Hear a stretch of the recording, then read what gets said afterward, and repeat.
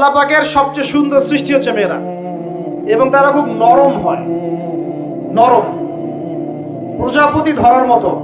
প্রজাপতিকে ধাপ করে ধরতে পারবেন না আপনি, শক্ত করে ধরতে গেলে প্রজাপতি নষ্ট হয়ে যাবে, মরে যাবে। প্রজাপতিকে কোমল ভাবে ধরতে হবে, ঠিক মেয়েদের সামনেও আপনার কোমল থাকতে হবে। বেশি হার্ড হতে যাবেন, শেষ।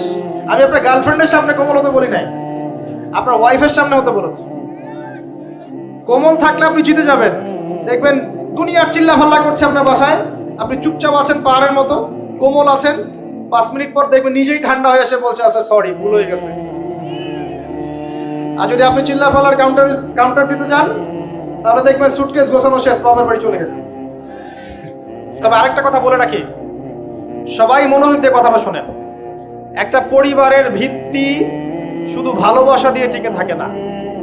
একটা পরিবারের ভিত্তি টিকে থাকে আপোষের বিশ্বাসের উপরে। একে অপরকে বিশ্বাস করতে শিখতে হবে, একে অপরকে শ্রদ্ধা করতে হবে, একে অপরের সম্মান দিতে জানতে হবে। আপনাকে আপনার স্ত্রীকে আপন মনে করতে হবে, আপনাকে আপনার স্বামীকে আপন মনে করতে হবে। বাইরের মানুষ আপন নয়, এরা আপন আপনার। একজন লেবাস, পোশাক। এরপরে আপনি মোহর শোধ করেন, আপনি সন্তান সন্ততি নেন, সন্তান সন্ততিদেরকে আল্লাহর এবং তার রাসূলের আদর্শে বড় করে তোলেন। পরিবারের মধ্যে তালিম চালু করেন, তালিম। পরিবারের মধ্যে তাওহীদ রাখেন।